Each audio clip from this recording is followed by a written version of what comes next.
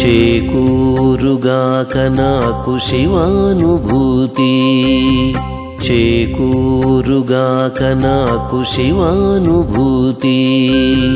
ఏకాంత భక్తి యోగమే పారుగాక, చేకూరుగాక నాకు శివానుభూతి. నమః శివాభ్యాం నవయవ్వనాభ్యాం పరస్పరాశ్లిష్టవపుర్ధరాభ్యాం నగేంద్రకన్యా వృషకేతనాభ్యాం నమో నమః శంకర పార్వతీభ్యాం.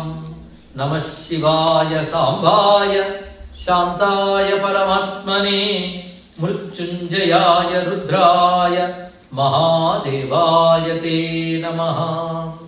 కళాభ్యాం చూడాలంకృత శశికళాభ్యాం నిజతపఫలాభ్యాం భక్తేషు ప్రకటిత ఫలాభ్యాం భవతు మే.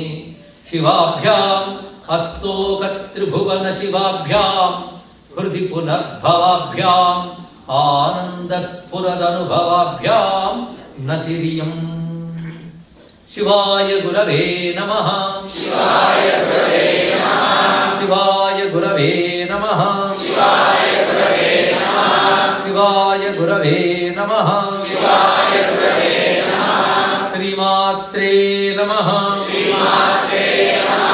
శ్రీమాత్రే నమః. శ్రీమాత్రే నమః. శ్రీమాత్రే నమః. శ్రీమాత్రే నమః. శ్రీ విష్ణు రూపాయ నమః శివాయ. శ్రీ విష్ణు రూపాయ నమః శివాయ. శ్రీ విష్ణు రూపాయ నమః శివాయ. శ్రీ విష్ణు రూపాయ నమః శివాయ. శ్రీ విష్ణు రూపాయ నమః శివాయ. శ్రీ విష్ణు రూపాయ నమః శివాయ. శ్రీ నీలకంఠేశాయ నమః. శ్రీ నీలకంఠేశాయ నమః. శ్రీ నీలకంఠాయ నమః శివాయ. శ్రీ నీలకంఠాయ నమః శివాయ. శ్రీ శివాభ్యాం నమః. శ్రీ శివాభ్యాం నమః. శ్రీ వెంకటేశాయ నమః. శ్రీ వెంకటేశాయ నమః. నమో మహద్భ్యో ఋషిభ్యో గురుభ్యో నమః. మార్గావర్తిత పాదుకా పశుపతేరంగస్య కూర్చాయతే గండూషాంబు నిషేచనం పురరిపోర్ దివ్యాభిషేకాయతే. ఎంగిలి నీళ్లకు దివ్యాభిషేకం అయిపోయింది. కించిత్ భక్షిత మాంసశేష కబలం నభ్యోపహారాయతే. సరిగ్గా లేదేమని కొరికి పెట్టిన ఎంగిలి మాంసం తమరికి మహానైవేద్యం అయిపోయింది. అవనయ్యా, భక్తి ఏం చెయ్యదు, ఒక వేటగాడిని కూడా భక్త శ్రేష్ఠుని చేసింది కదా. భక్తి యొక్క గొప్పతనాన్ని భగవత్పాదుల వారు ఎలా అద్భుతంగా చెప్పారో చూడండి. ఈ భక్తులు అలాంటి భక్తులే శంకరులు కూడా. అదే స్వామి, నీకు పాదాలకి ఒక పాదుకు అవసరం నాకు అనిపిస్తుంది అయ్యా. శివుడికి అబ్జర్వ్ చేసేది పాదరక్షలు కనబడలేదు, నీకు పాదరక్షలు కావాలి. ఎందుకంటే నాకెందుకయ్యా అంటావేమో, నువ్వు చేసినటువంటి తొందరపాటు వల్ల అభివృద్ధి. ఆ భక్తులు ఉన్నారే నిన్ను తిన్నగా ఉండలేము. వాడెవడు ఎముడు వెంటబడుతున్నాడు వచ్చి నేను గట్టిగా పడుచుకున్నాడు. అక్కడ దాంతో ముందు వెనక చూడకుండా వచ్చేసి ఎడం పాదం ఒక్క తాపుదన్నారు. ఎవరిని? యముడిని. ఇలాంటి తొందరపాటు కూడా మళ్ళీ చేస్తామని భయంగా ఉంది. ఎందుకంటే యముడు అంటేనే కఠినుడు, వాడు వక్షస్థలం అంటే రాయి. అది రాయి లాంటి గుండె కలిగిన యముడి గుండెను కొట్టేవంటే నీ మెత్తని పాదాలంటే తగ్గిపోలేదు స్వామి. అదేవిధంగా కొండల మీద తిరుగుతుంటారు, విన్నా నాదో వార్త. మెత్తని పాదాలు రాళ్ల మీద ఎలా తిరుగుతాయి చెప్పు. పైకి దేవతలు ఉన్నారే, వాళ్ళు వచ్చి మాటి మాటికి దండం పెట్టాలని తల తగిలించాలి, తగతగతో వచ్చి పడతారు. పడతారు. కిరీటాలు ఉంటాయి, ఆ కిరీటాలు కఠినమైన తలలు నీ పాదాలు తగిలితే ఎంత కందిపోతాయి. ఇలాంటి పనులన్నీ చెయ్యాలి కనుక నా చిత్తాన్ని పాదుకులు చేసి ఇస్తాను. పాదాన్ని వదలకుండా ఉన్నట్టు చిత్తం అలా ఉండిపోవాలి. ఈ మార్చి చూపిస్తున్నాడు ఇక్కడ. వక్షస్థాడన మంతకస్య. అంతేకాదు, నువ్వు కూర్చోడు దక్షిణామూర్తిగా ఒక రాక్షుడి మీద కాలు అలా పెడతావు. ఎందుకంటే వాళ్ళు లేస్తే ఎవరు భరించలేరు, వాళ్ళు లేవకుండా తొక్కు పెట్టేస్తారు. వాడి పేరు అపస్మారుడు, అజ్ఞానమైన రాక్షసుడు. వాడు పరమ కఠినుడు. వాడు నొక్కాలి గట్టిగా. చూడ్డానికి అవతల వాళ్ళు ఫీల్ అవ్వకూడదు, చిరునవ్వు నవ్వుతూ కనిపిస్తా కానీ వాడు నొక్కుతున్నావు, ఎంత బాధపడుతున్నావు, ఆ పాదం ఎంత కందిపోతుంటావు. ఇలాంటి పనులన్నీ చేయాలి కనుక పాదం ఇస్తాను, తీసుకోవయ్యా. వక్షస్థాడన మంతకస్య. కఠిన అపస్మార సమ్మర్దనం భూభృత్పర్యటనం నమత్సురశిర కోటీర సంఘర్షణం కర్మేదం ముదులస్య తావక పదద్వంద్వస్య గౌరీపతే మచ్చేతో మణిపాదుకా విహరణం శంభో సదా అంగీకురు. ఎప్పుడు ఈ చెప్పులు వేసుకుంటాను మాట వినకు. నేను ఇంట్లో వేసుకోను, బయట వేసుకుంటాను ఇలా చెప్పకు. ఎప్పుడు వేసుకో, ఎప్పుడు ఏం పని చేస్తారో తెలియదు. అందుకే నీ పాదములు ఎప్పుడు మెత్తగా క్షేమంగా ఉండాలి కనుక ఈ చెప్పులు ఇస్తున్నాను స్వామి అన్నారు. అంతేకాదు తర్వాత శ్లోకంకి వచ్చేటప్పటికల్లా నీ పాదపద్మాన్ని భరించేవాడికి దుర్లభం అనేది లేదు. ఇవన్నీ కూడా తలుచుకుంటే భక్తికి ఎంత గొప్పదో తెలుస్తుంది. భక్తుడున్నంత సుఖంగా సృష్టిలో ఏ ఒక్కడు ఉండలేడు. భక్తుడున్నంత ధర్మంగా సృష్టిలో ఏ ఒక్కడు ఉండలేడు. భక్తుడున్నంత ప్రేమగా లోకంతో ఏ ఒక్కడు ఉండలేడు. ప్రతి మనిషి భక్తుడైతే ఆ రాజ్యం గొప్పదవుతుంది, ఆ దేశం గొప్పదవుతుంది. భక్తి నేర్పేది సరి అయిన విద్య తెలుసుకోండి. స్వామి భక్తికి దుర్లభం లేదు. ఎందుకంటే నీ భక్తుడైన వాడిని చూడితే ఎవడు ఒక్కసారి గుండె రాసుకుంటాడు అన్నాడు. శివభక్తులు కనబడితే ఎవడొక్కసారి గుండెలో పట్టుకుంటాడు. ఎందుకంటే ఇదివరకు ఎక్స్పీరియన్స్. శివభక్తులు జోలికి వెళ్తే ఒక్క తాపుదన్నాడు ఆయన గుండె మీద, మళ్ళీ లేవలే. తను దేవతలు ప్రార్థన చేస్తే తిరిగి యముడిని బతికించాడు శివుడు. అది గుర్తుకొస్తుంటారు. ఒక్కసారి భక్తులు శివుడి జోలికి వెళ్తే మళ్ళీ తాపుతాడు. అందుకు హార్ట్ ఒక్కసారి కలుపుకోమంటుంది ఎవరికి? యముడు గారికి. వక్షస్థాడన శంకయ విచలితో వైవస్వత. వైవస్వత అంటే యముడు. యముడు ఒక్కసారి చలించిపోతాడు భక్తుని చూస్తే. నిర్జరాహ కోటీరోజ్వల రత్న దీపకలికా నిరాజనం కుర్వతే. భక్తులు కనబడితే దేవతలు తల వంచి వాళ్ళ తలకాయలాగా వంచినప్పుడు ఆ పెట్టుకున్న కిరీటాల మణులు ఆ భక్తుడికి నీరాజనాన్ని ఇచ్చినట్లయితాయి. అంటే దేవతలు దండం పెడతారయ్యా నీ భక్తులు. దేవతలే వంగారంటే ఏది కావాల్సిన వాడికి వస్తుందని అర్థం ఇక్కడ. అంతేకాదు ముక్తి కాంత ఆ భక్తుడిని గాఢాలింగనం చేసుకోవాలనుకుంటుంది. దృష్ట్వా ముక్తివధుస్తనోతి నిభృతాశ్లేషం భవానీపతే. ముక్తికాంతాలింగనం చేసుకుంటుంది. అంటే వీడి వెళ్ళి ముక్తి కావాలని ముక్తిని వరించడం కాదు, ముక్తికాంతే వచ్చి వాడిని వరించి పట్టుకుంటుంది. అంటే వాడు ముక్తిని కూడా పట్టించుకోడు. ఆత్మ తిరుగుతుంటే ముక్తికాంత వీడిని సెలెక్ట్ చేసుకొని నువ్వే నా ప్రియమైన వాడు అని పట్టుకుంటుంది. చూసావా, భక్తి ఉండడం వల్ల ఎవడు గుండె దడదడలాడుతుంది అంటే మృత్యువు కూడా భయపడుతుంది భక్తుడి దగ్గర రావడానికి. అది మార్కండేయుడి దగ్గరికి ముందు వచ్చిన వాడు యమకెక్కాలి. ప్రతి వాడితో యముడు రాడు, అంత తేలిక కాదు. కింకర్లో వచ్చి ఆ వస్తున్న మార్కండేయుడి నుంచి వస్తున్న తేజస్సు చూసి భయపడిపోయాడు. ఎందుకంటే నిరంతర శివచింతన చేస్తూ శివమంత్రం జపిస్తుంటే అణువణువు శివమయమైపోయింది. అది శాంభవ శరీరం. ఆ శరీరాన్ని శాంభవ శరీరం అంటారు. ఆ అణువణువు శివ తేజస్సు ఉంటుంది వాళ్ళు. అటువంటి వాడి తేజస్సు సూక్ష్మలోకాన్ని చూడగలిగేటువంటి వాళ్ళకి కనబడుతుంది. అందుకే తతో భూత ప్రేత పిశాచ యక్ష యమదూత బ్రహ్మరాక్షస సర్పస్వాపద మహన్యాసంలో చెప్తారు. ఇవన్నీ సర్వే జ్వలంతం పశ్యంతు మాం రక్షంతు. ఆ మంత్రానికి అర్థమేంటి? ఎవడైతే న్యాసాదులు చేసుకుని శివమయుడైపోతాడో వాడిని చూడగానే భయపడిపోయి దూరం వెళ్ళిపోతాడు. ఎవరంటే భూత ప్రేత పిశాచ యక్ష యమదూత బ్రహ్మరాక్షస సర్పస్వాపద జ్వరాహ ఉపద్రవాహ ఉపఘాతా సర్వే జ్వలంతం పశ్యంతు. వాళ్ళకి ఎలా కనబడతాడంటే వీడు ఆ శివ తేజస్సు అనే జ్వాల మధ్యలో ఉంటాడు. రావడానికి భయపడతాయి. అది యమకంకలు వారిపోయారు. అప్పుడు ఎవడు వచ్చాడు, ఇది పెద్ద గొప్పవాడిని అన్నట్టు. అంతే, పోర్ట్ఫోలియో పెద్దది కదా. తర్వాత ఏమైంది, అది ఆయన గుర్తుకొస్తుంది. అందుకే కింకర్లు పంపడు, ఆయన కూడా సరే చూసుకుని నేను మనవాడు కాళ్ళు వెళ్ళిపోతాడు.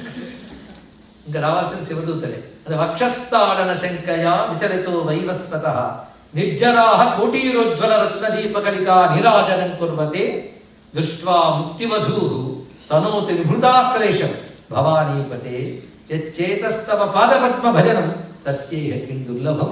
నీ పాదపద్మాన్ని ఆశ్రయించిన వాడికి దుర్లభమే ఉంటుందయ్యా అన్నాడు. పైగా చమత్కారం ఏంటంటే, ఎందుకయ్యా మమ్మల్ని ఇలా పుట్టి ఏడిపిస్తా ఉంటాను, ఎందుకు ఈ లోకాలు సృజించి ఇవన్నీ చేస్తాయి? ప్రశ్న చాలా మందికి ఉంటుంది. దాని గురించి చర్చ చేయాలంటే వేదాంతంతో సమాధానం ఉంది, కానీ ఇప్పుడు దాని జోలికి వెళ్ళట్లేదు. శంకరులు ఏమంటున్నారంటే, శాస్త్రం చూస్తే భగవంతుడు ఈ లోకాన్ని లీలగా చేస్తున్నాడు. ఒకటే మాట చెప్పారు, లోకవత్తు లీలా కైవల్యం అనే మాట ఉన్నది. యతోవాయుమాని భూతాన్ని జాయింతి మంత్రముల వల్లనే పరమాత్మ లోకాన్ని ఎందుకు సృజిస్తున్నాడు అంటే ఆయన కోసం అవసరమే ముందు లేదు, ఒక ఆటలా సృజిస్తున్నాడు. మన కర్మ కొద్దీ మనకు శరీరాలు ఇచ్చినప్పటికీ కూడా లీలగానే సృజిస్తున్నాడు. దానికి కష్టమేం లేదు. దానికి మాయాశక్తితో ఇవన్నీ సృజిస్తున్నాడు. ఇక్కడ అది క్రీడావస్థకిలం జగత్తు ఒక మాట ఉంది. జగత్తులో అన్నీ నీ క్రీడా వస్తువులే. అలాగే క్రీడార్థం సృష్టించావు. క్రీడా మృగాలం మేము, నువ్వు ఆడుకుంటున్న మృగాలం మేమేం చేసిన పనైనా నీ ఆట కోసమే కదా. ఆట ఎందుకు ఆడతారు? తృప్తి కోసం కదా. కనుక నీ ఆట కోసం మమ్మల్ని సృజించినప్పుడు, మేము చేసే ప్రతిదీ నీ ఆటకే అయినప్పుడు, అంటే నీ తృప్తిగా అయినప్పుడు, నీకు తృప్తి చేసిన వాళ్ళం కనుక మమ్మల్ని నువ్వు రక్షించి తీరాలి స్వామి. జ్ఞానంతో సహా క్రీడార్థం సృజసి ప్రపంచమఖిలం క్రీడామృగాస్తే జనా యత్కర్మాచరితం మయా చ భవతః ప్రీత్యై భవచ్చేవ తత్శంభో స్వస్య కుతూహలస్య కరణం మచ్చేష్టితం నిశ్చితం తస్మాత్ మామక రక్షణం పశుపతే కర్తవ్యమేవ త్వయా. దీన్ని బట్టి ఉండవలసిన భావం ఏంటంటే, ఆయన ఆడిస్తున్నాడు, నేను ఆడుతున్నాను అన్న భావం రావడం కష్టం. అక్కడ అహంకారం మళ్ళీ ఉండదు, తన స్వతంత్రత భావం ఉండదు. శివాధీనమే ఇక్కడ, అంటే హరాధీనం అన్నాడు ఇక్కడ. ఆలోచనలాచరణలు హరాధీనములు చేసి, ఇంకా హరాధీనమే, నాదం లేదు, అలా ఉండిపోతాడు ఇక్కడ. ఆ స్థితి రావడం తేలిక. అంతా భగవంతుడే చేస్తున్నప్పుడు ఇది ఏంటండి అని అప్పుడప్పుడు డిస్కస్ చేస్తాం. కానీ నేను చేస్తున్నాను అహంకారం ఎప్పుడూ అవ్వదు. అవునా లేదా? అందరం సామాన్యం కాదు ఇక్కడ. అంతా భగవంతుడే అన్నవాడు ఎంత తీరంగా ఉంటాడు, ఎంత హాయిగా ఉంటాడు ఇక్కడ. ఇప్పుడు కష్టమైన సుఖమైన భగవంతుడు ఆట అనుకుంటాడు. మరి ఇది కష్టమని ఇది సుఖమని రెండో అనుకోడు. వాడు ఏదీ చలింపు చేయలేదు, ఎందుకంటే ఆయన ఆటలో భాగం నీకు కూడా. నిజంగా భక్తి ఉంటే నీకు ఆ భావంతో ఉండాలి. అలాంటి భావంతో ఉన్నాం కనుక ఇది నీ తృప్తిగా కనుక మమ్మల్ని నువ్వే రక్షించుకోవయ్యా. అయితే భక్తి అనేటువంటిది భావన. భావన ఎంత గొప్పదో, భగవద్భావన ఎంత గొప్పదో. ఆ భావనని నేను ఆశ్రయిస్తున్నాను అన్నాడు. భగవద్భావనని నేను ఆశ్రయిస్తున్నాను. ఎందుకంటే ఎవరికి భగవద్భావన ఉంటుందో వాడి శరీరానికి భోగభూమి అని పేరు. భోగభూమి, భోగభూమి అంటే సుఖాలు అనుభవించే శరీరం అని అర్థం. భోగం అంటే సుఖానుభవం. వాడి శరీరమే సుఖాలు అనుభవిస్తుంది, ఇంకెవరి శరీరం కాదు. అదేమిటండి, అక్కడ ఏ శరీరంలోకి వచ్చి మంచి సూట్ వేసుకుని సెంటు కొట్టుకుని మంచి భోజనం చేస్తుంటే అది కదా భోగము అంటే, కాదయ్యా అసలు భోగం నేను చెప్తాను ఉన్నాడు. శరీరానికి భోగం. ఆ భోగం దేని వల్ల వస్తుంది? భావన వల్ల. మర్చిపోవద్దు. పరమ సదాశివ భావన ప్రపంచే. పరమ సదాశివుడు సర్వోత్కృష్టమైన వాడు, ఎల్లవేళలా శుభస్వరూపుడైన శివుని పట్ల చేసిన భావనని నేను ఆశ్రయిస్తున్నాను. శివుని ఆశ్రయిస్తున్నాను కాదు, శివ భావనని ఆశ్రయిస్తున్నాను. శివ భావన వస్తే చాలు శివుడు రావడం తర్వాత. ఆ భావన ఎంత గొప్పది అంటే శరీరాన్ని భోగభూమి చేస్తుంది. భక్తులకి శివభావన విశ్వమంత సోకితే వెంటనే ఆనందాశ్రులు వస్తాయి కదా. బహువిధ పరితోష బాష్పూర స్ఫుట పులకాంకిత చారు భోగ భూమి. అక్కడ భగవద్భావన రాగానే, అంటే రామకృష్ణ పరమహంసకి వెళ్ళి భక్తి అంటే ఏమిటో ఆయన అడిగాడు. భగవన్నామం విన్న వెంటనే నీ ఒళ్ళు పులకించి కళ్ళు చెమరించి గొంతు గద్గదమైతే అప్పుడు నువ్వు భక్తులు అని చెప్పుకోవాలి. ఆ స్థితి రావాలి అంత తేలిక. అంతేగాని భగవన్నామం అంటే ఎన్ని మార్లు అంటే 3 మార్లు 108 సార్లు. వీరికి ఎప్పుడు వస్తుంది ఇక్కడ? అందుకే నాకేవి వద్దయ్యా, ధనాలు ఇవేమీ వద్దు, ఈ నామం తలుచుకోగానే స్పందించుకోవడం ఇవ్వవయ్యా అన్నాడు ఒక మహానుభావుడు. నా ధనం నజనం నసుందరి కవితాం వా జగదీశ కామయే మమ జన్మని జన్మనిస్తరే భవతాత్ భక్తి అహీతికి త్వయి. అందుకే నయనం గడుదశ్రుధారయ వదనం గద్గద వృద్ధయా గిదా పులకై నిచితం వపు కదా తవ నామగ్రహణే భవిష్యత్. ఈ పేరు వినగానే ఒళ్ళు ఇలా పులకించి కళ్ళు చెమర్చి గొంతు గద్గదమయ్యే భాగ్యం ఎప్పుడు వస్తుందో కదా అన్నాడు ఎవరు? చైతన్య మహాప్రభు. అలాంటి భక్తులు ఆ భావాన్ని ఇక్కడ శంకరులు చెప్తున్నారు. ఇది తెలియక చాలా మంది శంకరులకు భక్తి లేదు, చైతన్య మహాప్రభు భక్తి ఉంది అనుకున్నారు. తమరి వదనం ఇద్దరికి విశేషాలు ఉన్నది. బహువిధ పరితోష బాష్పూర స్ఫుట పులకాంకిత చారు భోగ భూమి. బహువిధ పరితోష బాష్పూర, అనేక విధాలుగా కలుగుతున్న ఆనందము వల్ల కనుల నీరు కారుతూ ఒళ్ళు పులకించిపోతూ ఉన్న శరీరమే భోగభూమి. అవునా కదండి? శరీరంతో భోగం వచ్చిందా లేదా? కళ్ళు చెమర్చే ఒళ్ళు పులకించిందంటే అర్థం శరీరం భోగభూమి. ఆ భోగం రావాలని చిరఫలాన్ని అంటే శాశ్వత ఆనందాన్ని కోరుకునే దేవతలు కూడా స్థితి రావాలని తపనపడిపోతారు తెలుసా. ఆ స్థితి ఏ శివభావన వల్ల కలుగుతుందో ఆ శివభావనని నేను ఆశ్రయిస్తున్నాను అని శ్లోకం యొక్క భావన.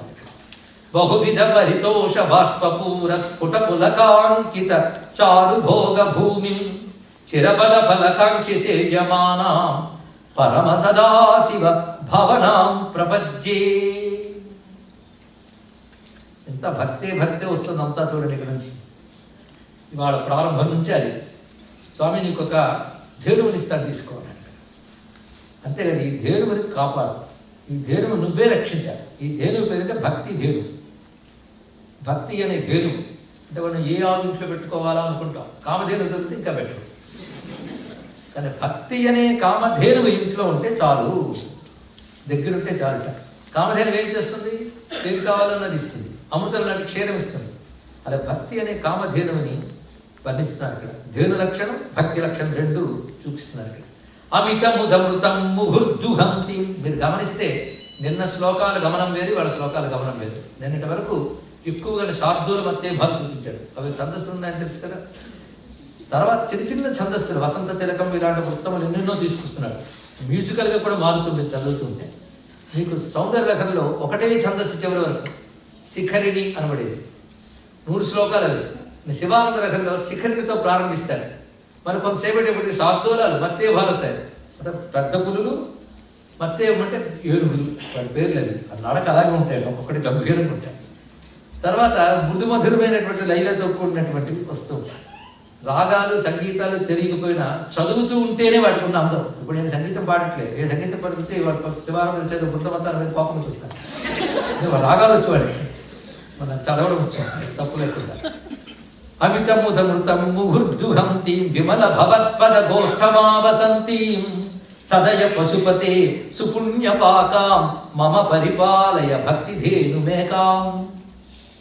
నా దగ్గర ఒకే ఒక్క భక్తి ఉందయ్యా, ఒకే భక్తి ఉండాలండి. ఇన్ని రకాల భక్తులు ఉండదు. ఏకభక్తి విశిష్యతే అన్నాడు. ఏకాం అంటే అది ఏకభక్తి, అంత ఉదాత్తమే. నిజానికి ఒక్కొక్క శ్లోకంలో పదాన్ని వ్యాఖ్యానిస్తే శివానంద శాస్త్రంగా కనబడుతుంది, స్తోత్రంగా కనబడుతుంది. ఏకాం భక్తి అంటే ఒక్క భక్తి చాలంటే ఇన్ని భక్తుల్లో ఒకటి చాలు కాదు. ఏకాం భక్తి అది అదొక్కటే అన్నింటి భక్తి. ఏకభక్తి అనగా అనన్య భక్తి, పరాభక్తి, సిద్ధభక్తి అని దేని చెప్తారు అది. అలాంటి అనన్య భక్తి అనే ఆవుని కాపాడు. ఈ ఆవుకున్న లక్షణం ఏమిటి అంటే అమిత ముదమృతం. కొన్ని ఆవులు తక్కువ పాలిస్తాయి, కొన్ని ఆవులు ఎక్కువ వస్తాయి. కానీ ఈ ఆవు మాత్రం ఎక్కువ పాలిస్తుంది. ఏమిటో ఆ పాలు తెలుసా? అమిత ముదమృతం. అమితమైన ఆనందామృతాన్ని ఇస్తుందయ్యా. అంటే భక్తి అనే దేవుడికి ఇచ్చే పాలు పేరేమిటి? ఆనందామృతం. అదేదో కొంచెం ఇవ్వదు. అమితం అంటే అపరిమితంగా ఇస్తుంది, కొండల కొద్ది ఇస్తుంది ఆనందామృతాన్ని. అంతేకాదు ఎన్నిసార్లు తిరిగి అన్నిసార్లు ఇస్తుంది. ముహుర్దుహంతి. కొన్ని ఆవులు మనం ఎక్కువసేపు పెట్టి మన పాలులో, ఇది మాత్రం ముహుర్దుహంతి, మాటికి అమితమైన ఆనందామృతాన్ని ఇస్తూ ఉంటుంది. అయితే ఆవు ఇప్పుడు ఒక గోశాలలో ఉంటుంది కదా. ఈ భక్తి అనే ధేనువు నీ పాదాలనే గోశాల దగ్గర ఉంటుందయ్యా. కట్టుకుంటుంది, ఆవు కట్టుకుంటున్నట్టు నీ పాదాలను కట్టుకుంటుంది. విమల భవత్పద గోష్ఠమావసంతి. అలాంటి దీనికి సుపుణ్యపాకం. దీనికి మామూలు వ్యాఖ్యాతలందరూ ఎక్కడ పొరపడబడ్డారంటే పుణ్యములు పండుట. పాకం అంటే పుణ్యపాకం.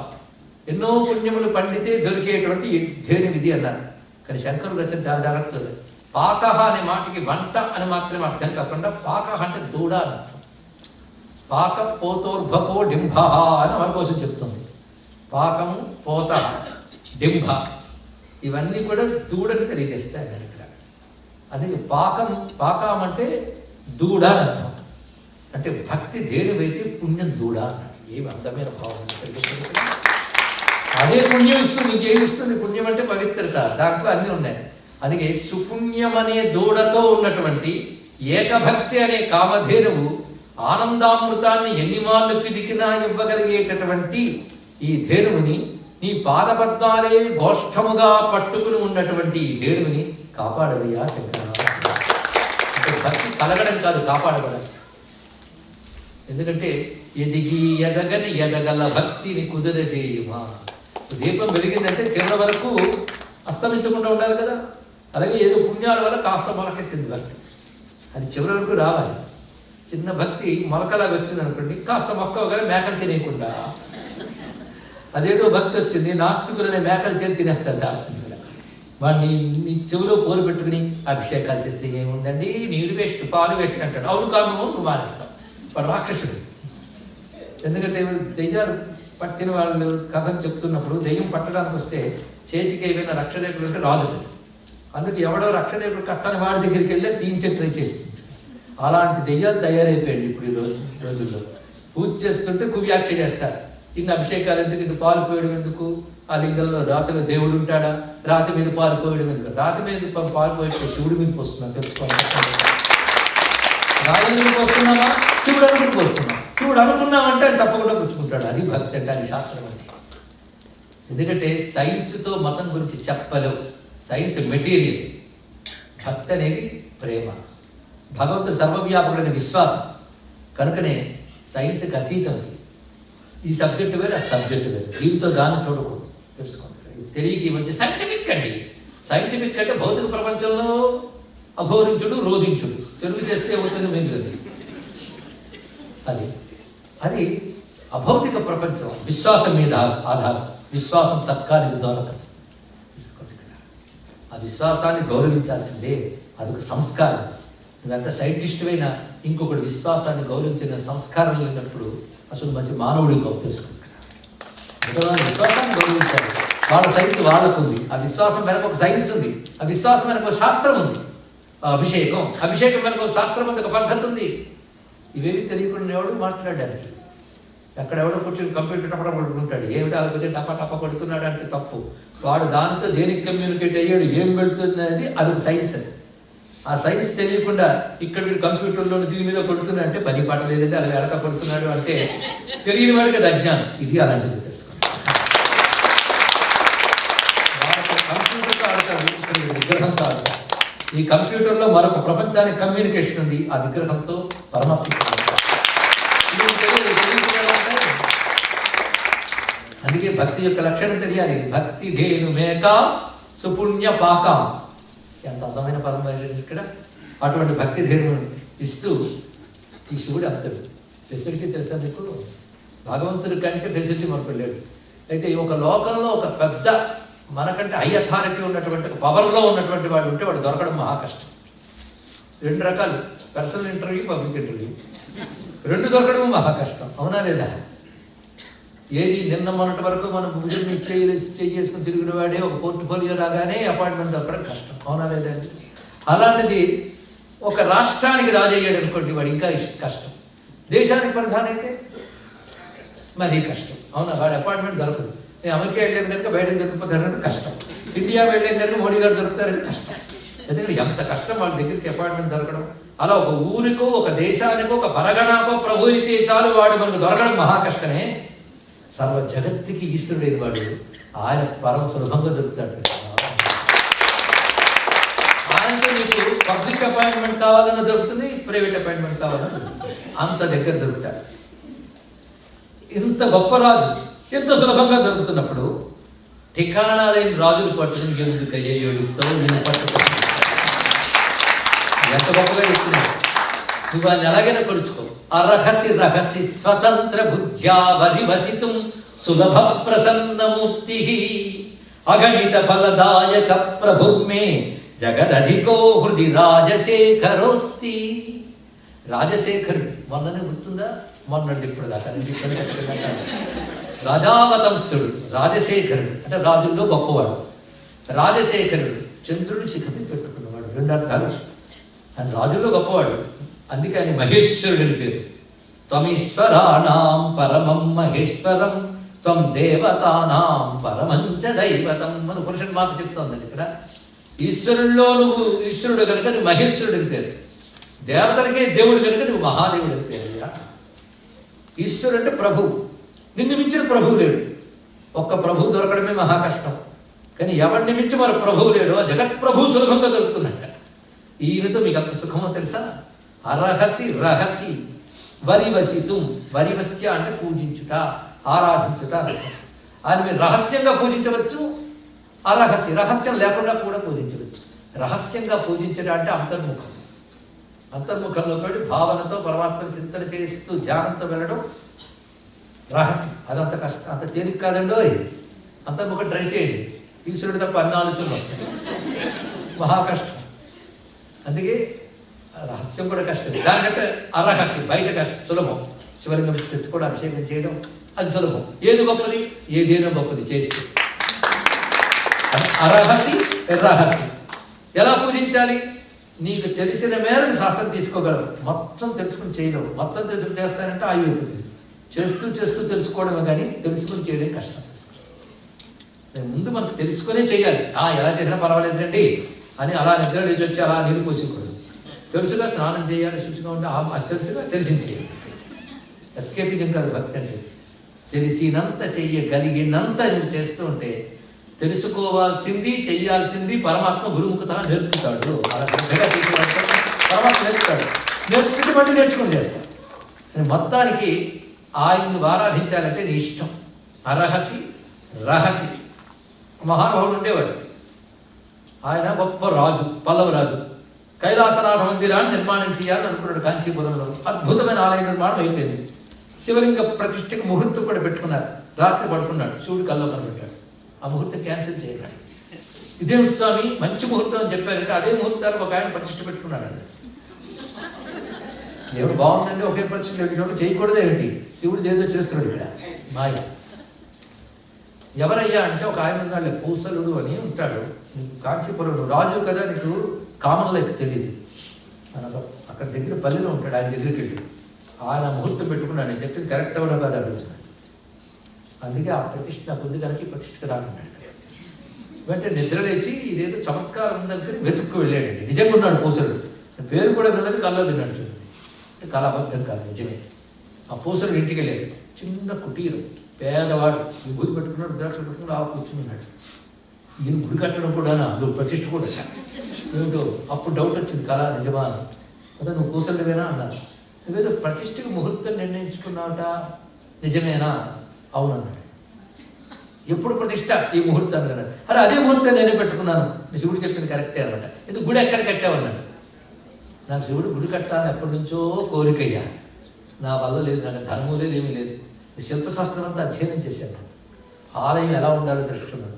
రోజు ధ్యానానికి కూర్చుని ఒక్కొక్క రోజు ఒక్కొక్కటి మనసును నిర్మాణం చేసుకుంటూ వెళ్ళాడు. ఎవరికి ప్రాకారం, ఎవరికి గర్భగుడి ఇలా చేసుకున్నాడు. ఇంకా శివలింగ ప్రతిష్ఠ శాస్త్రబద్ధంగా చేయాలి. శాస్త్రం తెలిసిన వాడు దరిద్రమైతుంది కానీ శాస్త్రజ్ఞానం బాగా ఉంది. శాస్త్రం తెలిసిన వాడు కనుక ఆ ముహూర్తంలో ప్రతిష్ఠ ఎలా చేయాలో మఠం వేసుకుని ఆ శివలింగాన్ని భావన చేసి జలాదివాస శయ్యాదివాస ఈ మంత్రములన్నీ తానే చదువుతూ మంత్రప్రతిష్ఠ చేద్దామని అనుకున్నట్టు ఆ ముహూర్తం పెట్టుకుని. శివుడు చెప్పాడు, ఆ ముహూర్తం చెప్పుతాను కానీ బలబల ఏడ్చాడు. పూసలు నేను పేదవాడిని మనసులో కట్టుకున్నది కూడా ఆయన తెలిసిపోయిందా? ముహూర్తం నిర్ణయించాడా అని ఆశ్చర్యచిత్తులైపోయాడు. ఇద్దరు భక్తులే. ఇదండి రహసి, అతడు అరహసి. ఇష్టానుసారం కట్టుకో ప్రేమగా. ఆ రహసి స్వతంత్ర బుద్ధితో వరివసితం ఇలా పూజించడానికి దొరికిపోయే సులభ ప్రసన్నమూర్తి. అంత సులభంగా ప్రసన్నమూర్తున్నాడు. అలాంటి మూర్తి ఇంత సులభంగా పూజిస్తే ఏం చేస్తాడు? అగణిత ఫలదాయక, లెక్క కందని ఫలాలు ఇస్తాడు. పూజ సులభమే కానీ ఇచ్చే ఫలం మాత్రం గొప్పది. ఎంతో కష్టపడితే గాని దొరకని ఫలాలు ఇంత సులభంగా పూజిస్తే ఇస్తాడండి మా స్వామి. అగణిత ఫలదాయక ప్రభు ఎక్కడున్నాడండి? వెళ్దాం కైలాసానికి. అంత రాజశేఖరుడు హృది రాజశేఖరోస్తి ఇక్కడే ఉన్నాడు. అంటే భక్తి ఎంత సులభం చూడండి. ఏది చెప్పడం వినడం కానీ రావడం మహా కష్టం, వస్తే దానికి సులభం లేదు. అది విష్ణువుకి దుర్లభ, దుర్గమ, దుర్గ అని పేరు. దుర్లభుడంటే దొరకడం కష్టం అన్నారు. మళ్ళీ సులభ, సుబ్రత, సూక్ష్మ, అత్యంత సులభుడేగా అన్నారు. భక్తి లేని వాళ్ళకి దుర్లభుడు, భక్తి ఉన్న వాళ్ళకి సులభుడు అని వ్యాఖ్యాతం చెప్పాడు. అదే భక్తి ఉన్న వాళ్ళకి అంత సులభం. ఎంత బాగుంది కనుక ఎంతో కొంత ప్రయత్నం చేస్తే పైకి ఈశ్వరుడిని తీసుకెళ్తాడు. అసలు లేదని మానేయకండి. మాకంత భక్తి ఎక్కడండి అని కొందరు అంటూ ఉంటారు. అంటే ఇంక మేమేం చేయమండి ఇదే అని చెప్పడం.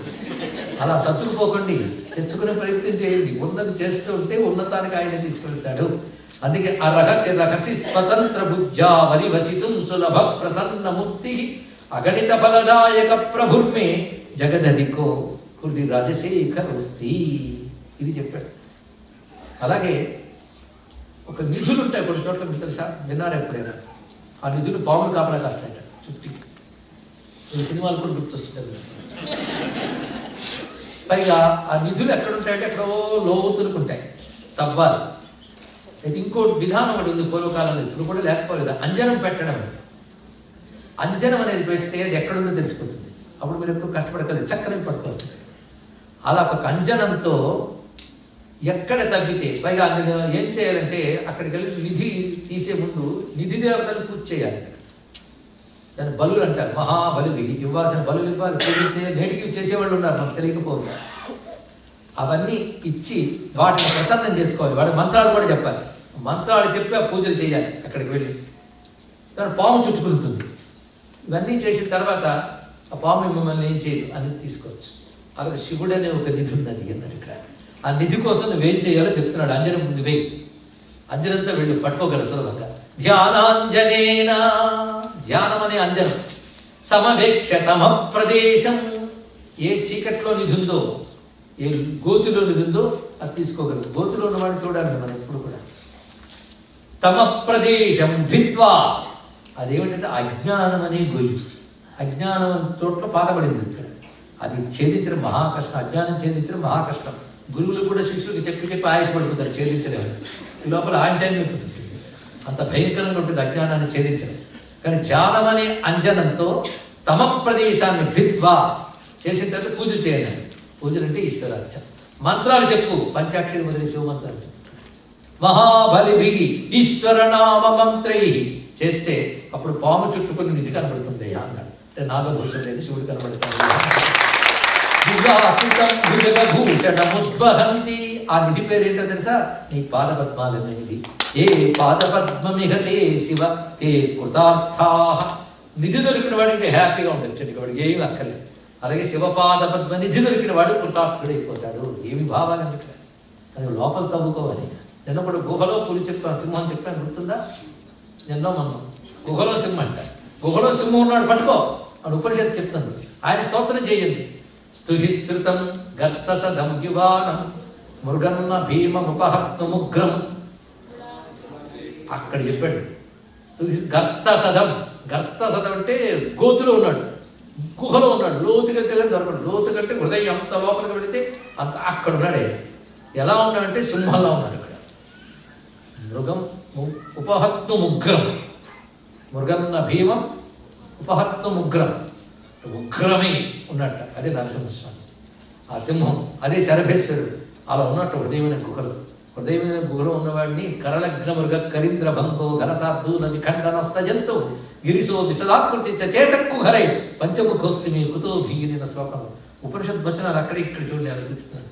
గుహలోపలికి వెళ్ళి తవ్వుకుంటే నీకు దొరుకుతుందని అంత అందంగా చెప్పినటువంటి భగవత్పాదుల వారికి నమస్కారం చేసుకుంటూ తర్వాత శ్లోకాల్లో ప్రవేశిస్తున్నాం.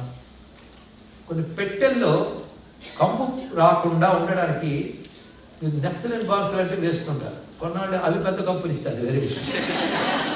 కానీ పూర్వం రోజుల్లో ఏం చేశారంటే కొన్ని ఔషధి దళాలు ఉంటాయి, ఆకులు, అవి తెచ్చి వేసేస్తారు. అది వేసి పెట్టి మూత మూస్తే మరి ఎప్పుడు దుర్గంధం, లేకపోతే దుర్గంధం పుట్టేస్తుంది. అలాగా పుట్టేడుగా చిన్న చిన్న పురుగులు కూడా బయలుదేరుతాయి. అలాగా ఈ హృదయం అనే పెట్టె లోపల పురుగులు పట్టేసి దుర్గంధం వచ్చేస్తుంది. దుర్గంధం పోయి మరి పురుగు లేకుండా ఉండడం కోసం 2 ఆకులు చెప్తాను, వేసేసుకోవాలి.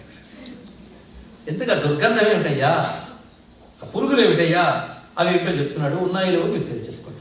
ఆశాపాశ క్లేశ దుర్వాసనాది భేదోద్యుక్తే దివ్య గంధై రమంతై ఆశాసాటీకస్య పాదారవిందం చేతపేటీం వాసితాం మే తనోతు. దుర్గంధాలు అంటే ఆశ, పాశ, ఆశ ఎన్నవి నేను చెప్పక్కర్లేదు, కావలసినన్ని. ఇంకా దురాశ భూయిష్ఠేని మరుగడు చెప్పాడు, అన్ని రకాలు ఉంటాయి. పాశములు, ఇది నాది అది నాది అనుకుంటూ ఎన్ని పెంచుకున్నామో. క్లేశము, క్లేశం అనేది యోగశాస్త్ర భాష. ఇది పతంజలి యోగసూత్రంలో చెప్తాడు. క్లేశము అనేది ఏంటన్నారు? అస్మిత, అవిద్య, రాగము, ద్వేషము, అభినివేశము, ఇటు పంచక్లేశములు అంటారు. అవిద్య అంటే సత్యాన్ని తెలుసుకోవాలని లక్షణం. దాంట్లో నేను అనొక బయలుదేరుతుంది, దీన్ని అస్మిత అంటారు. తర్వాత వచ్చేది రాగం, ఒక దానితో అటాచ్మెంట్, ఇంకోటి ద్వేషం, వీటికి అర్థం చెప్పక్కర్లేదుగా. అభినివేశం అంటే మొండి పట్టుదల, ఇదే కావాలనే చేయాలనేటువంటిది వీటిని క్లేశములు అంటారు. అంటే బాధలు కేతూ ఉంటారు. క్లేశం అంటే అప్పుడు 5 అయిపోయింది. ఆశ, పాశ, క్లేశ, దుర్వాసన, దుష్ట సంస్కారాలు. వీటన్నిటితో నిండిపోయింది నా మనస్సుని పెట్టి. ఈ దుర్గంధాలు పురుగులు తీసేయడానికి 2 దళాలు వేయచ్చు. ఈ 2 దళాలు కల్పవృక్షపు చిగుళ్ళు. ఆ చిగుళ్ళు లాంటి శివపాదములు హృదయం అనే పద్మంలో పెట్టుకుంటే ఈ దుర్గంధాలని పోతాయని అంటున్నారు. ఎవరి యొక్క పాదములు అంటే ఆశాసాటీకస్య పాదాల బిందం. ఇందులో మీరు గమనిస్తే భాషలో సౌందర్యం. ఆశా, పాశ, క్లేశ, దుర్వాసనాది ఆశాసాటీకస్య పాదాల బిందం. శబ్దాలంకారం అంటారు కదా. ఆశా సాటి, సాటి అంటే వస్త్రం, అంబరం. ఆశ అంటే దిక్కు. ఇప్పుడు కనపండి, దిగంబరుడైన శివుడు. శివుడు దిగంబరుడు అంటే వస్త్రరహితుడు అని కాదు. ఆయనకు వస్త్రం ఎవరు కప్పలేదు. ఎందుకంటే ఆయన ఎంత ఉంటాడు, ఆయన కట్టే వస్త్రం ఎవరు దయ చేయగలడా? పోనీ వస్త్రం కట్టాలి అంటే లేని చోటు ఉండాలి. ఈ వస్తువుకు గుడ్డ చుట్టారంటే ఇక్కడ లేదు కనుక చుట్టారు. కానీ సర్వవ్యాపకుడు వస్త్రం ఎక్కడ చుట్టారయ్యా, అందుకే ఆయన దిగంబరుడు. తెలిసింది కదా. దిక్కులంతగా వ్యాపించిన వాడు అంటే దిగంబర శబ్దానికి. అగ్నికి వస్త్రం కట్టండి, వాళ్ళకి తగలుంటుంది. అలాగే పరంజ్యోతికి వస్త్రం లేదు. అది దిగంబర శబ్దానికి అర్థం. ఆ దిగంబరుడైన పరమేశ్వరునికి, సర్వవ్యాపకుడైన పరమేశ్వరుని పాదపద్మాలు అనబడే చిగుళ్ళు కానీ మనసులో పెట్టుకున్నావా, దుర్గంధాలుండవయ్యా అన్నాడు. అటువంటి పరమేశ్వరు నమస్కారం చేస్తూ మరొక అత్యద్భుతమైన శ్లోకాన్ని మనం తెలుసుకునే ప్రయత్నం చేస్తున్నాం. అయితే ఇక్కడ విశేషంగా గమనించవలసింది ఏంటంటే, మన నిత్య పారాయణ యోగ్యమైన కొన్ని శ్లోకాలు చెప్తున్నాం, గుర్తుంది కదా. అలాంటి శ్లోకాల్లో చెప్పుకోవాల్సిన శ్లోకంలోకి మనం ఇప్పుడు వెళ్ళబోతున్నాం. ఆ శ్లోకం కంచిత్ కాలము మామహేష భవత పాదార విందార్చనైః కంచిత్ ధ్యాన సమాధిభిశ్చనతిభిః కంచిత్ కథాకర్ణనైః కంచిత్ కంచిదవేక్షణైశ్చ మన్నుతిభిః కంచిత్ దశామి దృశీం యత్ ప్రాప్నోతి ముదా త్వదర్పితమనాః జీవన్ సముక్త ఖలు జీవన్ సముక్త ఖలు. ఎవడు జీవన్ముక్తుడు అనే దాన్ని ఇందులో చాలా గొప్పగా చెప్తున్నారు. మనందరం జీవన్ముక్తులం అయిపోవచ్చండి. జీవన్ముక్తులు అంటే బ్రతుకుండగానే ముక్తి పొందినవాడు, ఇది అర్థం. బ్రతుకుండగానే ముక్తి, చచ్చేది దొరికే ముక్తి కాదు. చచ్చేది దొరికితే లోకాలు వస్తాయి. బ్రతుకుండగానే ముక్తి పొందాలి. బహుశా 1వ రోజే 2వ రోజే చెప్పారు. ఇక్కడ పొందలేకపోతే ఎక్కడ పొందలేదు, ఇక్కడే ముక్తి పొందాలి. ఆ ముక్తి పొందేది భక్తుడు. ఎలాగో చెప్తున్నారు. లైఫ్ టైంని రకరకాలుగా శివుడితో అనుబంధం ఏర్పరచుకోవచ్చు. ఇదే అని లేదు. కొందరు ధ్యానంలోకి వెళ్ళి పూజలు మానేశారండి, ఇది మానేసేదైనా సంతృప్తిగా చెప్తారు కానీ దాన్ని స్థిరపడ్డాడు తెలియదు. అందులో చేసేది మానేయక్కర్లేదు, అది ఇది కలిపి చేయొచ్చు. మహాత్ములు ఏదో ఒకటి చెప్పలేదు, అన్నీ చేయి. ఒక్కొక్క సమయంలో ఒకటి చేయి. నీ బోల్డ్ లైఫ్ టైం ఎన్ని చేయొచ్చు నువ్వు. కంచిత్ కాలం ఉమామహేష భవత పాదారవిందార్చనై. కంచిత్ కాలం అంటే కొంతకాలం నీ పాదాల మీద పూజ చేస్తూ ఉంటారు. కంచిత్ ధ్యాన సమాధిభిశ్చ, కొంతకాలం నీ ధ్యానం చేస్తూ తన్మయ రూపమైన సమాధిని పొందుతాను. కొంతసేపు నతిభి, నీకు నమస్కారాలు చేయడం. శివుడికి నమస్కారాలు పెద్ద ప్రక్రియ అండి. సాష్టాంగ నమస్కారం, ప్రదక్షిణ నమస్కారం, అదేవిధంగా 2 చేతులతో నమస్కరించడం, ఇవన్నీ ఉన్నాయి కదా. ఇన్ని రకాల నమస్కారాలు చేస్తాను కొంతసేపు. కంచిత్ కథాకర్ణనై, నీ కథలు వింటూ కొంతసేపు. కంచిత్ కంచిదవేక్షణశ్చ, నిన్ను చూడాలని బయలుదేరతాను. ఆలయాలకు వెళ్తాను, క్షేత్రాలకు వెళ్తాను. అక్కడ నేను అభిషేకిస్తున్న దివ్యలింగాన్ని చూస్తాను. అభిషేక అనంతరం చక్కగా అలంకరించి కుసుమాలు బిల్వదళాలు వేసి హస్తరేఖలు పెట్టి చందనం కుక్కములు పెట్టిన తర్వాత నీకు నీరాజనం ఇస్తుంటే ఆ మూర్తిని చూస్తూ ఆనందిస్తాను. అది కంచిత్ కంచిత్ అవేక్షణశ్చ, చూడటంతో ఆనందం. నుతిభి, నీకు స్తోత్రాలు చేస్తూ కీర్తనలు చేస్తూ కొంతసేపు. ఇలా మొత్తం ఒక్క పని చేయలే, ఎన్నో పనులు చేశాను. కొంతసేపు నిన్ను ఆరాధించి, కొంతసేపు నేను ధ్యానం చేసి, కొంతసేపు సమాధి పొంది, కొంతసేపు నమస్కారములు చేసి, కొంతసేపు కథలు విని, కొంతసేపు నిన్ను చూచి, కొంతసేపు నిన్ను కీర్తిస్తూ ఒక్కొక్కసారి ఒక్కొక్క పని చేశాను కదా. ఇలా చేస్తూ ప్రతి దాంట్లో నేను పొందుతున్నది నీ అనుభూతే కదా. ఇలా నీ అనుభూతే నిరంతరం పొందుతూ ఉంటే ఏమనాలి? బ్రతికుండగానే నిన్ను పొందినవాడు అవుతాడు అంటే వాడు జీవన్ముక్తుడే కదా. కానీ ఇలా బ్రతికితే చాలయ్యా అన్నాడు.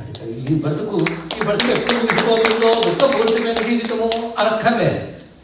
ఇలా బ్రతికితే అదే జీవన్ముక్తి, అదే ఆనంద జీవనం. అంటే అందుకు గొప్ప శ్లోకాల్లో ఇది ఒక శ్లోకంగా నిత్యపారాయణ యోగ్యంగా చేసుకోవాల్సిన శ్లోకం. అంటే ఎందుకు చెప్పామంటే ఇలా ఉండాలని ఉంటుంది కానీ ఉండలేకపోతున్నామండి అనేవాళ్ళు చాలామంది ఉంటారు కదా. ఉమామహేష అని శివుని శరణ పెడుతూ ఇలా బ్రతకనీయవయ్యా అంటే ఆయన అనుగ్రహిస్తాలని జీవితం వస్తుంది కనుక భక్తుడి జీవితమే జీవన్ముక్త స్థితి కనుక ఈ శ్లోకం గొప్ప శ్లోకంగా మనం భావిస్తూ ఏమైనా స్వామి ఇంకొక 5 నిమిషాలు పర్వాలేదు కదండి, 5 నిమిషాలు నేను వాక్యం చూసుకునే వారికి విన్నప్పుడు మళ్ళీ రేపు లేదు కనుక కష్టపడ్డాను నేను సిద్ధంగా ఉన్నప్పుడు మీకేమైంది పర్వాలేదా సార్. నతిభిర్నుతిభి ఏమైనా ఇంత అంటున్నాం కానీ ఇది ఎప్పటికీ ప్రసన్నుడు కావట్లేదు, ఇంకా అనుగ్రహించట్లేదు. నమస్కారం సరిపోవట్లేదు, స్తోత్రాలు సరిపోవట్లేదు, పూజలు సరిపోవట్లేదు, ధ్యానాలు సరిపోవట్లేదు, సమాధులు సరిపోవట్లేదు. ఈ పూజలు ఏవి నీకు నచ్చట్లేదు కదా, లేకపోతే ఇప్పుడు ప్రసన్నుడు అయ్యేవాడు, ఇంకా ప్రసన్నుడు కాలేదు. ఏం బడికి పూజ చేయమంటావా? ఖర్చు చదివిస్తే ఎక్కడికి పోతుంది. ఎందుకంటే ఈ స్టోరీలను విన్నా ఎవరిని బాగా అనుగ్రహించామంటే నేను కొట్టిన వాళ్ళను నువ్వు అనుగ్రహించినట్టుగా నేను పూజించిన వాళ్ళని అనుగ్రహించే దాఖలాలు కనిపించాయి. ఎందుకంటే అర్జునుడు తపస్సు చేశాడు, ఎంత కష్టపడ్డాడు. పోనీ వాడికి అలా వచ్చి కనబడ్డావా? కిరాత రూపంతో వచ్చి కాశీని యుద్ధం చేశాం. యుద్ధం చేసినప్పుడు అనేక రకాలుగా అతని యొక్క ధనుస్సులు అస్త్రాలను లోపల లాగేస్తున్నాం. చివరికి ఆయనకి తట్టుకోలేక గాంధీ వంతా అక్కడ కొట్టాడు నెత్తి మీద. అప్పుడు సంతోషించి రూపం చూపిస్తాడు, బయటకు కొంచెం బెటర్ ఏమో అనిపిస్తాడు. అది ఇవన్నీ హిస్టరీలో తీస్తున్నాడండి. ఇంకొక ఉన్నట్ట చిన్నపిల్లవాడు, వాడు ఏం చేశాడంటే నిత్యం శివుడిని పూజిస్తూ ఉన్నాడు. వాడి దగ్గరికి ఒక వృద్ధ రూపంలో వచ్చి ఏమిటయ్యా శివుడు ఏముంది దానికి ఈయన తిట్టాడు. నా శివుడిని తిడతావని వెతికి రాడు తీసుకుంటాడు. అప్పుడు ప్రసన్నుడే అనుగ్రహించాడు. ఇది ఒక స్టోరీ. ఇంకో స్టోరీలో ఇంకొక ఆవిడ శివభక్తి చేస్తుంటే ఇలాగే నిందిస్తే చుట్టూ చూసి రోకలు దొరికింది, రోకలతో కొట్టింది. అప్పుడు అనుగ్రహించాడు. వీళ్ళని తొందరగా అనుగ్రహించినట్టు ధ్యానాలు పూజలు ఇవన్నీ చేసినా నన్ను అనుగ్రహించట్లేదు. చెప్పు వాటిలో ఏదో సెలెక్ట్ చేసుకోండి. ఎంత ఆర్తండి స్వామి అనుగ్రహించాలి అనేది అప్పటి నుంచి మనం ధనుస్తాం చూడమని దీని అర్థం వచ్చింది. ఆర్తి తొందరగా అనుగ్రహించవయ్యా అని చెప్పేటువంటిది. అది బడికి చేసేస్తా. నతిభిర్నుతిభిస్త్వమీశ పూజా విధిభిర్ధ్యాన సమాధిభిర్నతుష్టః ధనుషా ముసలేన చాస్మభిర్వా వదతే ప్రీతికరం తథా కరు. మరి వినయం ఒకటి, ఏది ఇష్టమో చెప్పు ఆ పక్కన చేసేస్తాను. ఎంత వినయంగా చెప్తున్నాడు ఇక్కడ. అయితే ఎన్నో అక్కర్లేదయ్యా, 3 చేస్తే చాలు. వచసా చరితం వదామి శంభో అహముద్యోగ విధాసు తే అప్రసక్తః మనసా కృతిమీశ్వరస్య సేవే శిరసా చైవ సదాశివం నమామి. అహం ఉద్యోగ విధాసు అప్రసక్త. ఉద్యోగ విధాసు అనే మాటకు అర్థం ఏంటంటే గొప్ప గొప్ప రీతిలో చేసే యోగ విధానముల యందు అప్రసక్త. నాకు ప్రవేశం లేదు, పరిచయం లేదు. ఒక్కొక్కరు చెప్తారు యోగం ఉందంటే అదిగో చక్రం లేచిపోతుంది, లోపల కొందరిని జాగృతం అయిపోయింది. సహస్రారమ ఆజ్ఞాచక్రం ఈ మధ్య ఇది కబుర్లు ఫ్యాన్సీగా బయలుదేరుతుంది. ఎటువంటి వాళ్ళు మాట్లాడిసిన వాటిలో ఇంకా దాని బుక్స్, ఎందుకంటే అందరూ ఏది పట్టుకుంటారు దాని వ్యాపారం స్టార్ట్ అవుతుంది. ఒక్కొక్క చక్రం, ఒక్కొక్క రంగు, ఒక్కొక్క బిళ్ళ, అది ఇక్కడ పెట్టుకో, అక్కడ పెట్టుకో, అక్కడ పెట్టుకో, ఇవన్నీ తయారవుతున్నాయి. ఎన్ని రకాలు ఉంటాయో ఇవా. వీటి జోలికి వెళ్తే అక్కడ భక్తి అన్నిటికంటే గొప్ప చేస్తాం. అంటే ఇవన్నీ తక్కువ అనట్లేదు, ఇవన్నీ శాస్త్రములే. భక్తి తీసివేస్తే ఈ శాస్త్రాలన్నీ పతనం చేస్తాయి తప్ప ఏమీ లాభం లేదు. స్వామి చెప్తున్నాడు, నా కర్మణ నా తపస నా జపై నా సమాధిభి. ధ్యాన సమాధులకి, జపాలకి, కర్మలకి, జపాలకు కూడా దొరకనన్నాడు. అదే జపాలు మానేశానండి అంటే అప్పుడు చెప్పమని కాదు. అలాంటివి ఎన్నో చెయ్యగా చిత్తం శుద్ధమే భక్తి వస్తుంది. అల్టిమేట్ అది, ఇదే అల్టిమేట్ అని ఆగిపోవద్దని చెప్తున్నాడు కదా. కాదు, కానీ ఉద్యోగ విధాసం పెద్ద పెద్ద యోగాలు తెలియదు, గొప్ప గొప్ప సాధనలు తెలియవు, వేదం చెప్పినటువంటివి ఏవి నాకు తెలియదు. 3 తెలుసు. వచసా చరితం వదామి, నొరారని చరిత్రని పలుకుతా. మనసా కృతిమీశ్వరస్య సేవే, మనసా నిన్ను ఆరాధిస్తాను. శిరసా చైవ సదాశివం నమామి, శిరస్సుతో నీకు నమస్కరిస్తాను. 3 చాలు. ఈ 3తో ధరిస్తారని నాకు తెలుస్తుంది. చాలు, 3 చేస్తే చాలండి. వచస, మనస, శిరస. వచస్సుతో నీ చరిత్ర పలుకుతాను, మనస్సుతో నిన్నే చింతన చేస్తాను, శిరస్సుతో నీ నమస్కారం చేస్తాను. త్రికరణాలు అయిపోయాయి కదా. త్రికరణాలు నీతో ఉన్నప్పుడు ఇంకేం కావాలి? త్రికరణాలుగా బ్రతకంట అని అందంగా చెప్తూ ఒక అద్భుతమైన శ్లోకం ఉంది. లోతైనది కనుక చెప్పాల్సి వస్తుంది. దూరీకృతాని దురితాని దురక్షరాని దౌర్భాగ్య దుఃఖ దురహంకృతి దుర్వచాంసి సారం త్వదీయ చరితం నితరాం పిబంతం గౌరీ సమామిక సముద్ధర సత్కటాక్షై. ఇంతవరకు మనం విన్నవన్నీ కలుపుకుని ఒక్కసారి సమాప్తి చేసి శ్లోకం తెచ్చుకోవచ్చు. ఇంతవరకు మనం చెప్పుకున్నదంతా శివుడి దయ, శివుడి లీల, శివుడి మహిమ, శివుని తత్వం, శివుని దివ్య గుణములు, ఇవే కదా చెప్పుకున్నాం. వీటన్నింటి కలిపి చరిత్ర. ఆయన గురించి చెప్పుకునేది చరిత్ర, ఆయన కథ. అది కానీ వినడం వల్ల, అనుకోవడం వల్ల, స్మరించడం వల్ల, పైగా కీర్తించడం వల్ల ఎంత గొప్పవంటే ఈ చెప్పిన దుహు అన్ని పోతాయి అన్నది. ఇక్కడ దూరీకృత వీటన్ని దూరం చేస్తుంది. వేటి పెట్టిన చూడండి అంటే దూరం చేసుకునే ప్రయత్నం చేయాలి. ఎందుకంటే మీరు నిన్న ఎవడు పిల్లవాడు అడిగాడు, ఆఫ్టర్ ప్రవచనం మీ గోళంతో వచ్చేస్తున్న ఏం చేయమంటే మళ్ళీ ప్రవచనం మీరు ఏం చేస్తారు అంతే కదా. భోజనం చేసినప్పుడు రుచి రుచిగా అనిపించిందండి. ఆఫ్టర్ భోజనం ఏమైంది? ఒక్క పదార్థం గుర్తుండదు, అది తినడం మానేస్తావా? అలా చెల్లెలకి ఆ పిల్లలకి దానిలోనే సమాధానం చెప్పాలి. ఇక్కడ తినడం మానేస్తావా? తిన్న రుచి గుర్తుండదు, అలాగే రేపు తినడం మానేస్తావు. రుచి గుర్తుండకపోయినా రుచి కోసం తింటావు. తిన్నా కడుపులో నుండి శక్తి ఇస్తుంది. అలాగే ప్రవచనం లోపలికి వెళ్ళి తప్పకుండా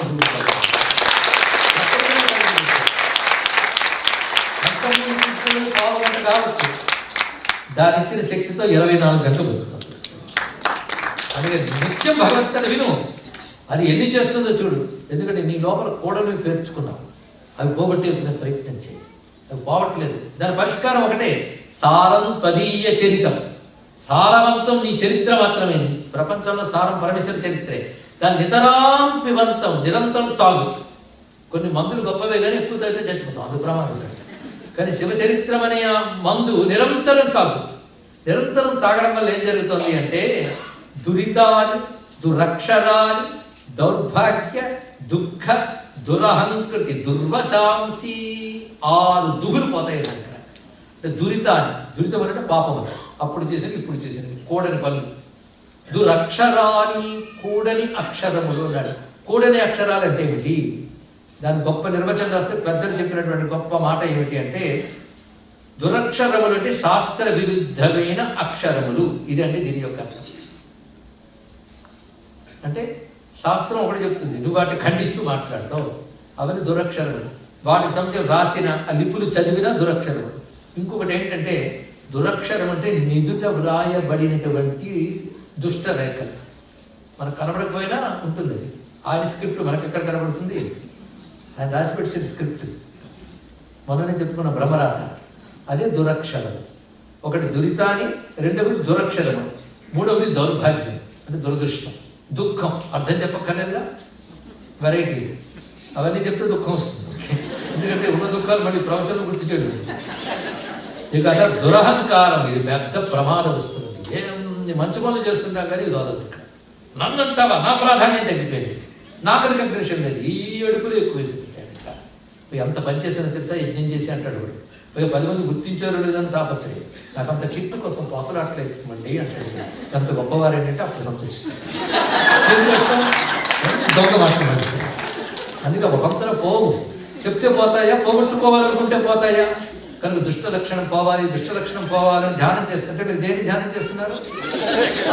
దాని ప్రభావం ఏది పోవాలో ధ్యానం చేయడం కూడా తప్పే తెలుసా. దుష్ట ప్రవృత్తి పోవాలి, దుష్ట ప్రవృత్తి ఏమిటి? దుష్ట ప్రవృత్తి నీకే తెలుసు, దాన్నే ధ్యానం చేస్తున్నా. అది ఉంటుంది. దానికి పంచే సారం తదీయ చరితం. భగవత్ చరిత్ర పాలన చేస్తుంటే ఇవన్నీ అలా పోతుంటాయి, నీకే తెలియకుండా. మొదలు పోయేది దురితం, రెండవది రాత కూడా మారుస్తాడు. దురక్షరం, దౌర్భాగ్యం పోతుంది, దుఃఖం పోతుంది, దురహంకారం పోతుంది. భగవత్కథ వింటూ ఉంటే అహంకారం పోతూ ఉంటుంది. తర్వాత దుర్వచాంసి, దుష్టవాక్కులు పోతాయి. దుష్టవాక్కులు అంటే ఏంటి? దీనికి వ్యాఖ్యాతలు గొప్ప అర్థం చేస్తారు. శంకరులు ఉపనయం దుష్టవాక్కులు అంటే ఏంటి శంకరులు చెప్పారు, జాగ్రత్తగా వెళ్ళి. కర్మల చేత మోక్షం రాదు, పాపకర్మ బంధకమే, పుణ్యకర్మ బంధకమే. అందులో అన్ని కర్మలు మానే, దీని దుర్వాక్యం అన్నది. ఎందుకంటే వేదాంతాది శాస్త్రాలు చదివి కూడా వాడి తప్పుడు మాటలు దుర్వాక్యాలు. పండితులు వాళ్ళు పొరపాట్లు మాట్లాడతారు. ఎందుకంటే ఎప్పుడు యజ్ఞయాగాలు చేస్తే కర్మలప్పటలు అవుతారండి మీరు అనకూడదు. కృష్ణుడే అనలేదు, యజ్ఞదాన తపస్తీర్థం త్యాజ్యం కార్యమే వచాలని. యజ్ఞదాన తపస్తీర్థాన్ని విడిచిపెట్టరాదు. అది ఎందుకంటే పావనాని మనీషిన, అవి బుద్ధిని పవిత్రం చేస్తాయి కనుక చెయ్యాలి. అలా కాకుండా సగం వేదాంతం చదివి ఇవన్నీ మానేశానండి నాదంతా అంతర్ముఖం ఇలా మాట్లాడేవి వాళ్ళని దుర్వాక్యములు అంటారు. ఇది మొదటిది. రెండవది ఏంటంటే భక్తి మూఢుల కోసం ఏర్పడింది. భక్తి సగుణ బ్రహ్మ ప్రాప్తికి పనికొస్తుంది, పునర్జన్మకి ఇస్తుంది. అందుకే జపము తపము ధ్యానము సగుణోపాసన ఇవేమీ చెయ్యరాదు. దీన్ని దుర్వాక్యం అంటారు. ఇక మూడవది భగవంతుడు ఈశ్వరుడు అంతా మిథ్య, ఏ రూపము ఆకారం లేని సత్యమే ఉన్నది అని మాట్లాడడానికి కూడా దుర్వాక్యం అంటారు అన్నారు. ఇక్కడ శంకరుడే అంటున్నారు చూడండి, వీడి దుర్వాక్యం మొదటి వినగానే వేదాంత వాక్యాలా కనబడుతుంది, కానీ దానితో శాస్త్రంలో మరొక సద్వాక్యాన్ని ఖండిస్తున్నాం, అది దుర్వాక్యం అంటే. అదేవిధంగా భగవంతుడు ఈశ్వరుడు విచారణమే కాకుండా అంతా ఎలా రాసి పెట్టుందో అలా జరుగుతుందండి, మనం ఎందుకు అవన్నీ చేయడం, మోక్షం రాసి పెట్టుంటే వస్తుంది లేకపోతే లేదు అని ఎవడైతే ప్రయత్నం చేయడో వాడు విన్న వాక్యం పేరు దుర్వాక్యం అనాలి.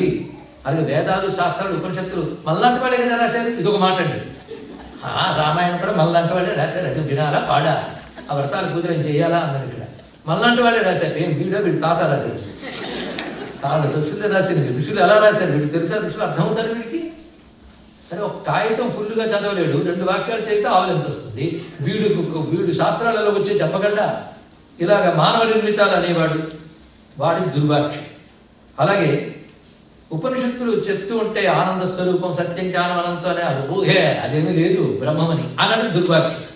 అలాగే భగవద్గీత వింటే జ్ఞానం వింటే తప్పకుండా ముక్తి పొందిపోతుందంటే మరి ఆ భగవద్గీత విన్న అర్జునుడు మళ్ళీ యుద్ధం చేసేట్టుగా జ్ఞాని పేడే ఏంటి అనేది కూడా దుర్వాక్యం అన్నాడు. కానీ శంకరుడు ఉదాహరించలేదు. పైగా దుఃఖం పోవడమే మోక్షం, కానీ ఈ జీవితంలో సుఖపడమే మోక్షం అనే నాస్తికవాదం దుర్వాక్యం. మొత్తానికి దేహం సత్యం అనుకుంటూ మాట్లాడే వాక్యములు దుర్వాక్యములే. ఎన్ని చెప్తాము దుర్వాక్యాలు, పెద్ద లిస్ట్ అది, అసలు టైం. అలాంటి దుర్వాక్యాలు తొలగాలన్నా, దురహంకారం తొలగాలన్నా, దౌర్భాగ్యం తొలగాలన్నా, దుఃఖం తొలగాలన్నా, దురితం తొలగాలన్నా, దురక్షరములు తొలగాలన్నా సారవంతమైన నీ కథ నిరంతరం పానం చేయాలయ్యా. అది ఒక్కటే కాదు, అది ఎప్పుడు అదే పానం చేస్తే మనసు అదే అవుతుంది. చెప్తున్నంతసేపు శివుడే గుర్తున్నాండి, ఎప్పుడు చెప్తున్నంతసేపు అది నిరంతరం చెప్పడం, నిరంతరం వినడం చేయి, అప్పుడు ఎంతసేపు శివుడే ఉంటాడు. ఎప్పుడు దీపం వెలిగితే చీకటి ఉంటుందా? ఎప్పుడు శివుడే ఉంటే ఈ దుర్వాసనలు ఉంటాయా ఇక్కడ? అందుకు నిరంతరం నీ కథాపానం చేయాలయ్యా, నీ గురించి అంటూ, నీ గురించే వింటూ, నీ గురించి అనుకుంటూ బ్రతకాలి అని చెప్పినటువంటి ఆదిశంకర భగవత్పాదుల వారికి నమస్కారం చేసుకుంటూ శివానంద గారు మనం పరిపూర్ణం చేసుకున్నాం. ఈ శ్లోకం చెప్తుంటే బాగుంది అని భావన చేయదు. ఎందుకంటే మంచి శ్లోకాలు ఎన్నో విడిచిపెడుతున్నా నాకు తెలుసు, కానీ సారవంతమైన శ్లోకం ఏమి విడిచిపెట్టలేదు. ఒకటి అర్థం చేసుకుంటే 10 అర్థమయ్యే శ్లోకాలను వ్యాఖ్యానించుకున్నామని కూడా అది సంపూర్ణ శివానంద ఉండాలి. చేకూరుగాక నాకు శివానుభూతి, చేకూరుగాక నాకు శివానుభూతి, ఏకాంత భక్తి యోగమే పారుగాక, చేకూరుగాక నాకు శివానుభూతి.